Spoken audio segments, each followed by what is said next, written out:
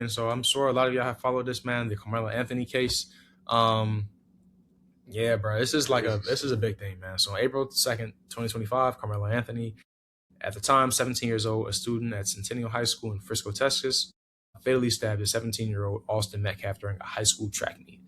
The confrontation started over Anthony's refusal to leave a tent that belonged to Metcalf's team on a rainy day. Metcalf pushed Anthony. Anthony pulled a knife and stabbed him in the chest. He didn't testify at trial. His defense argued self defense. The prosecution's argument was direct. You don't get to meet a shove with a stab, especially if you provoke the shove. The jury convicted Anthony of murder on June 9th, 2026, and sentenced him to 35 years. Um, he will be eligible for parole after serving half. Um, and only his mother took a stand during the sentencing, asking his jurors for mercy. Uh, Only his mother. She was the only one that stood up for him. I don't know, that's a little nuts, bro. But it's also interesting because they, like I said, a lot of the stuff that I'm seeing, I'm sure you're seeing on social media has been about like the GoFund, the Gifts and Go for fundraiser for his family. They raised over $630,000. And the page noted that the funds weren't solely for legal defense. So of course, social media ran wild with a lot of the claims, saying that the family bought a house and a new car with the money. A claim that the family rated false, but they also stated publicly that the funds went to legal fees and relocating after they were doxxed and received death threats. And the fundraiser was pulled after the conviction. Um, The family received death threats that had nothing to do. Where's this energy with the actual mass killers and like obviously a loss of life is bad in every situation. And I'm not justifying. A lot of people are saying, "Oh, the black community is always saying free the killer and they promote murder." That's not the case. I'm not. No one's saying that what he did is right.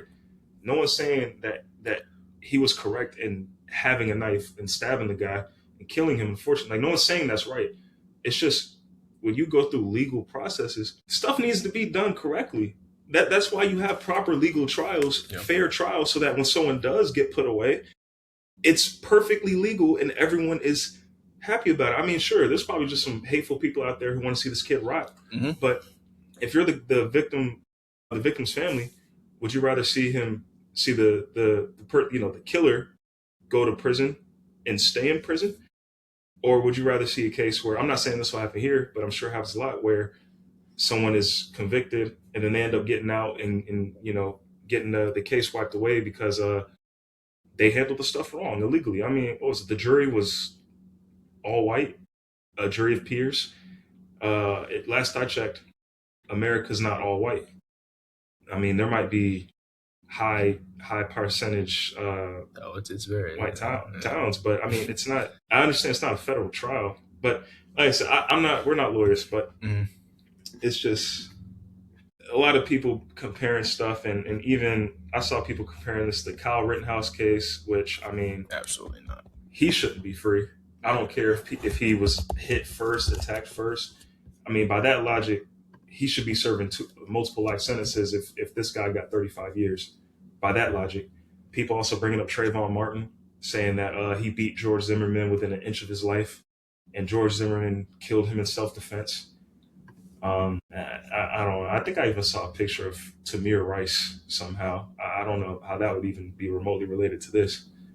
Um, but a lot of the conversation around this is just racism. For being honest, it's not even people caring about what's right and what's wrong. It's just racism.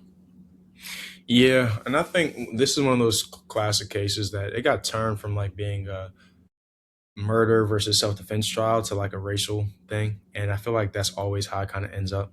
Um, like it never stays on topic. It never is like solely about the crime or the accusation. It becomes like a racial thing.